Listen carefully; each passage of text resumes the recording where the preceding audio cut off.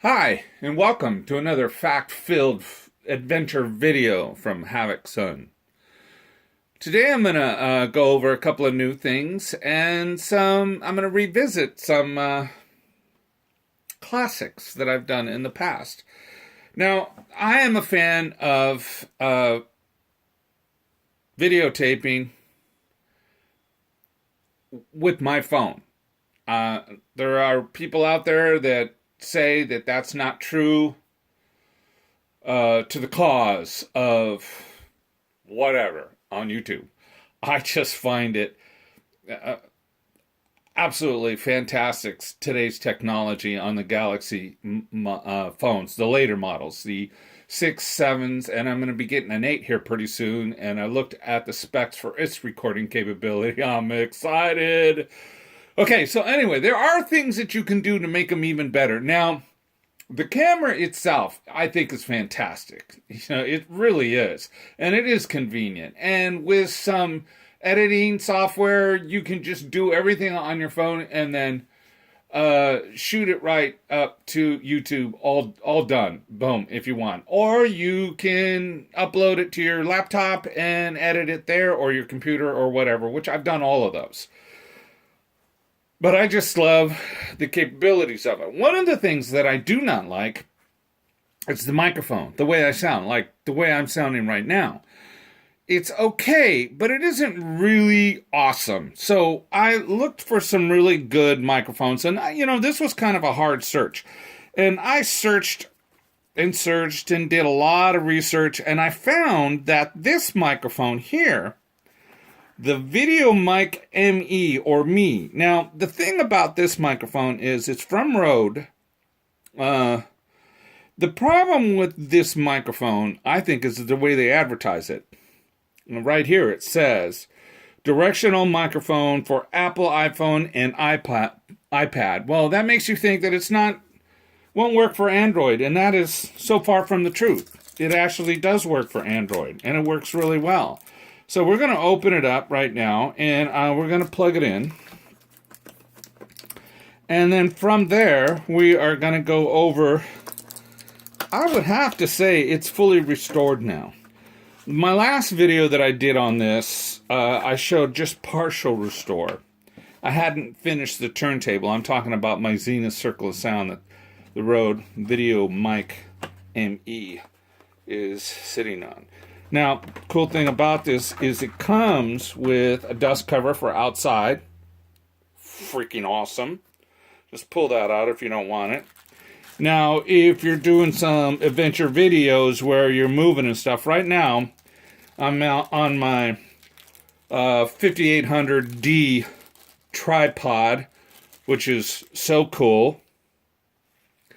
The 5800D Platinum Plus from Sunpack was a pretty expensive tripod. So there are things that you can do to make your phone, be quite an excellent recorder. Get a really good tripod, and then get this microphone. This is a directional microphone, and it is designed to keep out noises. So what I'm going to do right now is I'm going to plug this in while this video is going. I won't plug in this piece. That's if you're moving it around and stuff. I don't think we're going to need to do that. Anyway, I'm going to plug it in, and let's see if you can hear the difference. Okay, now I have the Rode Video Mic ME plugged in. I don't really know yet if there is a difference. Only you would be able to tell me. One of the things that I notice about the microphone being directional is you have to set up the microphone in a way that when you display something, the direction of the microphone is pointing towards you. I'm kind of off in a corner now. Because I'm talking directly into the microphone, and I really need to be over there, but hey, we'll make do. Okay, so what I'm going to do now is I'm going to show you the finished product. The last time I showed this, I fixed the insides. I replaced the paper caps Actually, I replaced everything, even the resistors in it. They're pretty simple, and there wasn't a whole lot there. But the biggest problem was the turntable. If you look on the other video, I mean, I couldn't get the rubber mat to set right. I put a new idler wheel on it. Now, there's a lot of videos out there that tell you how you can fix them. Excuse me. I don't agree with any of those if, in fact, you cherish the product you're working on. In some cases, it works perfectly. I think the best one, I can't remember who did it. There's a video on where he glued a rubber band to the idler wheel, which was solid as a brick, and it worked. Brilliant idea. And, you know, it was just a turntable he picked up out on the street. More power to him. In that particular case, I think that's awesome. That's a great way to go. This particular gentleman, he seems to do that kind of stuff all the time. Hang on while I plug him. I got to go remember who he is. Hang on. Okay, I'm thinking of Wesley. Westlife, I think, is his channel. I've known him for a little while now. He's also on part of my blogs with Tandy Computers. He's pretty proficient in just about every area. It never ceases to amaze me just how far off he can go into a different subject and be really spot on with it. Okay, so let's get back to this. So in the last video, you'll notice the turntable, the rubber mat, was in really bad shape. Also, what I noticed was one of the anchors on the tone arm had snapped, as well as the MicroTouch 2G adjustment. The adjustment bracket had come off. So I had to do some rubber metal gluing. And that's difficult if you use the right stuff. A lot of people, I don't know, they like to use, you know, certain glues that work. Like super glue and stuff like that. You know, sometimes the way it grabs, I mean, the product has to be super clean. I don't know. In some cases, I get really good results with super glue. You can't buy Chinese super glue or glue that, you know, purchased from Chinese markets. It's just, I notice its tungstile strength is not as good. The best super glue I found is the generic product at Home Depot. Home Depot has their own label of products. It's usually a white label. I think it's GX or something like that. But anyway, all of those products seem to be outstanding, even though they come from the same area. If I look at super glue from Home Depot and it comes from China, but it works terrific. So I guess they have a recipe and they say, hey, okay, make 1 million of these exactly this way. And they do. So if you want super glue that really works well, Home Depot super glue is a fantastic product. Now, as far as welding or gluing plastic, I go with this JB Plastic Bonder. This set time is about 15 minutes. Cure time is 1 day. It's a great product to go from plastic to metal. If you're going from metal to metal, like hinges on a laptop, this works really well. Get the glare off. I got to use a reverse. That's the next thing I'm going to do. My backlight, I'm going to get a, you know, one of those reverse umbrella lights, because this has, see how you get that glare. Anyway, this is JB Weld's metal glue or epoxy, and the cool thing about this is that when it sets, if you leave it alone, it'll withstand temperatures of over 500 degrees. It has a very high tensile strength. What does that say there? 3,960 psi strength. I guess that's how they rate it. Pressure per square inch or pound per square inch. Anyway, it's got a resealed tube on it, which I like. See, and there's no waste. Both of them do. This is a pretty good product if you're doing metal to metal, hinges on a laptop, or even certain parts to a car, because it withstands high heat. Okay, so here you see my new turntable. And I had a couple of problems right off the bat, because when I put the new turntable on it, the new platter, the new rubber seal, made that all delicious, I was running into adjustment problems on the tone arm. And what I thought in my earlier video was anti-skating was not that at all. Oh, this is what I use as an applicator. you know, just a little stick like that.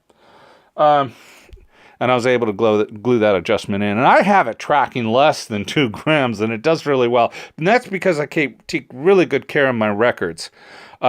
Most cases you won't, and I may have to adjust that when I go to 78s. I haven't tried that yet. But what I'm going to do now is I'm going to try a record for you, and I want you to see how it works in its entirety. Like I said, one of the problems that I was having was after I put it all together, what would happen is it wouldn't play all the way to the end of the record. It would start skipping at the last song. And what I thought was the anti-skating, which is a little screw down here on the bottom. I don't know if you can see it. Yeah. Oh, cooperate. Let me get 2 hands in there. Hang on one sec. Right there. That screw right there. That is not anti-skating, my friends. I was incorrect in my last video. What that does is that adjusts where the needle sets on the record at the beginning, and also basically it adjusts the whole swing. While you're adjusting it this way, it's also adjusting it that way. So what I was doing is I was adjusting it a little bit so that it would adjust at the very end, and what it did was it screwed up the tracking for the last track of the song. So it's complicated. You got to make sure that you do it just right. Turning the screw clockwise brings the needle this way, basically. Turning it counterclockwise brings it out. So it's easy to remember. Turn the screw in, you're going to move the arm in.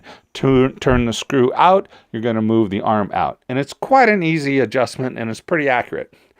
So without any more blah, blah, blah, let's put a record on. Okay, today for your listening enjoyment. Now, I think that this is copyrighted still, even though they're pretty old. These are a series of records from Reader's Digest. This one here is called The Joy of Great Music. It's basically, this one here is a 9 record album set.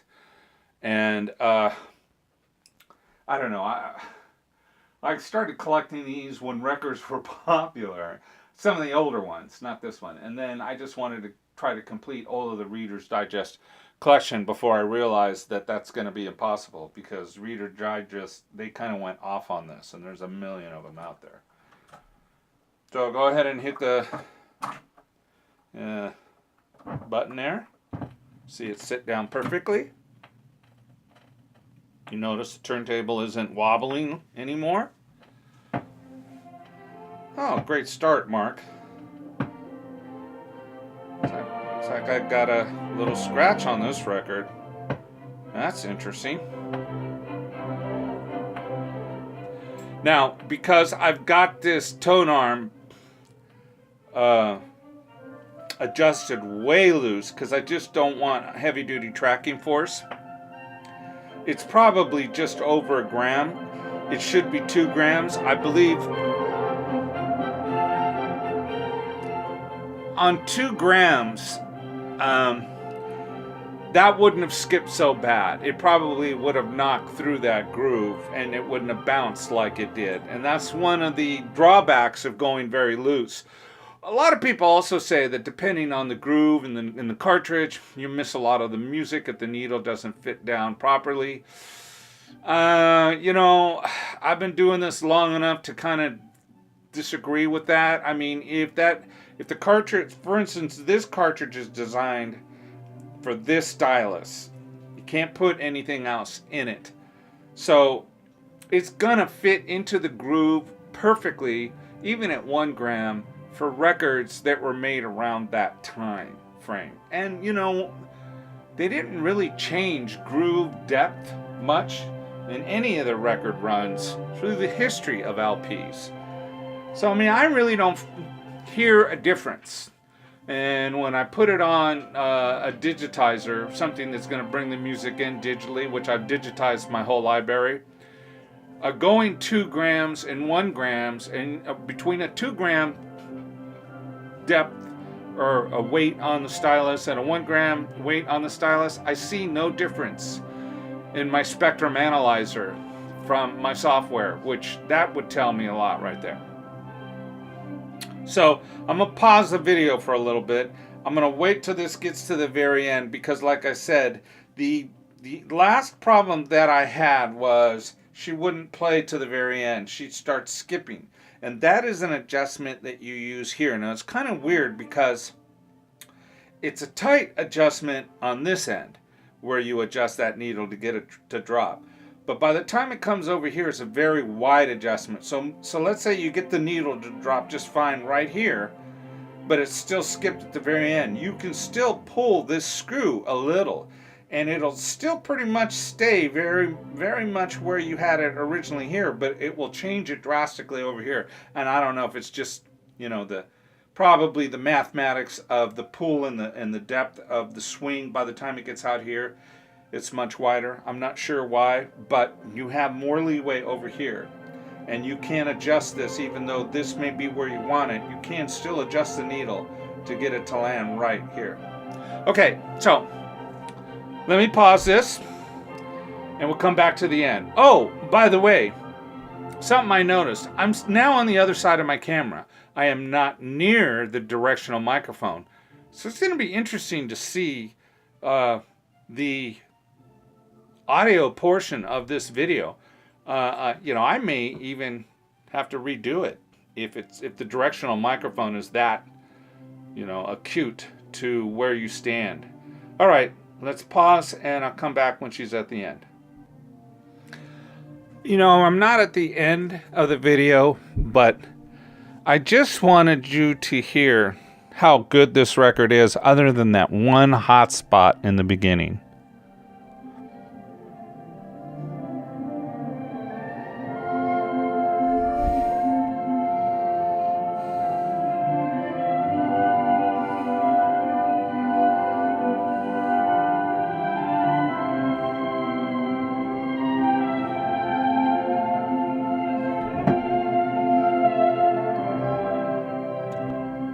Of course, it doesn't help when I bump the dust cover when I'm trying to prove a point. Oh, woe is me. Okay, I'm getting close to the end. And I just kind of wanted to zoom up so that you could see the needle of the stylus, and how usually it's not down or it's not up so much as you see it here. Usually it's depressed more into the cartridge. But like I said, I'm tracking this turntable at just a little over a gram right now. So and I do that just because I feel that it takes less wear on a record. I don't know if that is okay to do for my 78s. So what I think I may do is set this record player up to just play 78s and then track it to a full 2 grams, because those tone arms were heavy on 78s. And then use my other I have a very nice Techniques linear tracking turntable, which I really do love that turntable. It tracks very light, and it's linear tracking, which means it doesn't pull on either the left or the right side of the groove. Its stereo separation is very superb, and it treads lightly.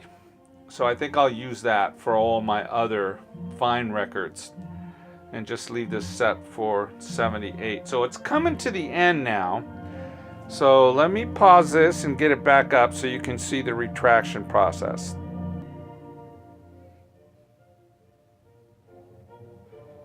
So we'll be here for an exit.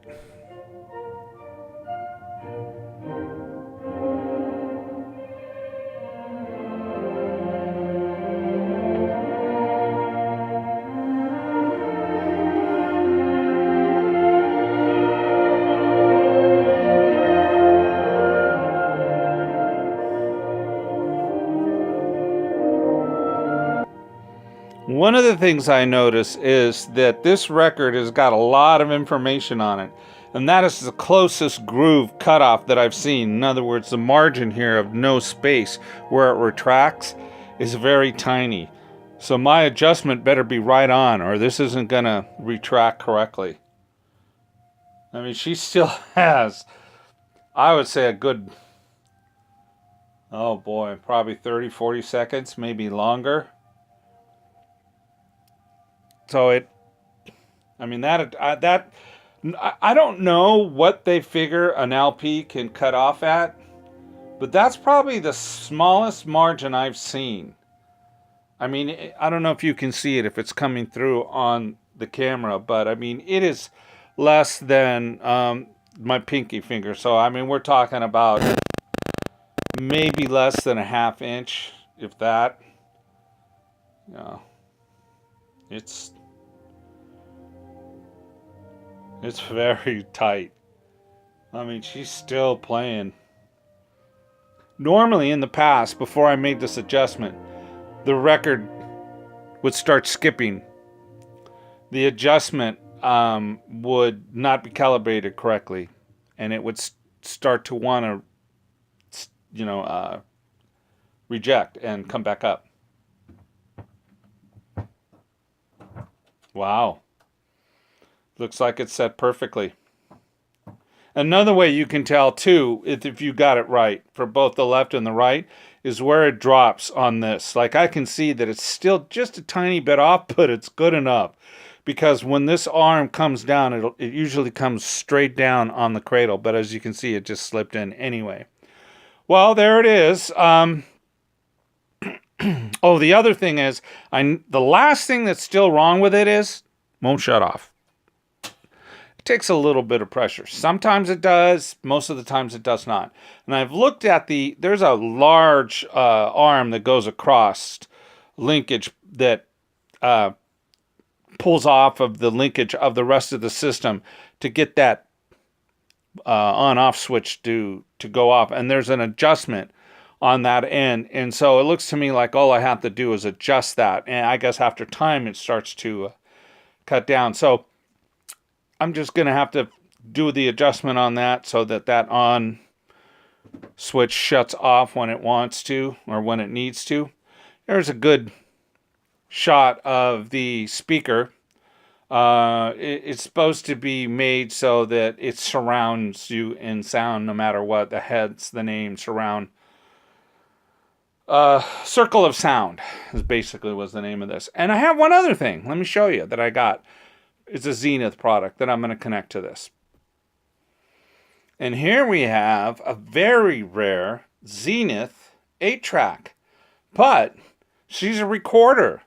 Now this was built around the same time, so it's very compatible with this. You can see from the back, there's your Zenith. And it also has a chart for all the material that's in it. So that's kind of cool. On the back of the turntable is an input that will take this. And if you look, and you'll see right here is the switch for phono or auxiliary. And it's funny, as soon as you hit auxiliary, whether this is on or off, the amp automatically goes on again. And I think it's because this just shuts off the turntable. We need the amp right now for whatever's going into the auxiliary side. So that's a very cool little feature. And that'll be on my next video because I'm ordering a belt for it. And I have to do another, the basics when you get these things. They're always in horrid shape. But that's a rare find, to find a Zenith recordable 8-track. For all of you that bared with me to the very end, I thought I'd save that little tidbit for you. Again, like always, thank you for watching. I do appreciate it. Thank you for subscribing. I'm looking at almost 200 subscribers. I'm excited about that. It seems to me that what I share, there's people out there that like to see it. And I'm going to try to broaden my horizons too, not just computers, but I've got other projects going on. I have my motorcycles, I have my boat. All of them are classics. My boat's from the mid-70s. My motorcycles are from the early 80s. I also have a really cool, very rare Jeep Grand Cherokee the 5.9 Magnum. They only made it 1 year. I might do some videos on that. It's an awesome Jeep. So, I mean, I've got a lot of different things going on. I also have CEDs, which I want to share that too. Now, these are CEDs. RCA calls them video discs, but basically they are Capacitance Electronic Device System, or CED. They're really interesting. If I were to pull this out, it's kind of hard to do, but I may on my other video. This is a record. Yeah, this is a record, and it plays like a record. The player actually has a needle on it, and it works in the same process as a record player works. But you also, not only do you have audio, but you have video. And I'll explain more about CED on that video. I have probably every CED model ever invented, ever made by RCA, and a few others. I have just about every CED made, including some of the really rare ones. So I'm going to get into that too in some future videos. This is pretty interesting because it almost bankrupted RCA, and they never really did fully recover after they invented this, because it was a complete and utter failure for them. Okay, hey, again, like always, thank you for watching. I appreciate it. You guys have a great day and a better life. See ya.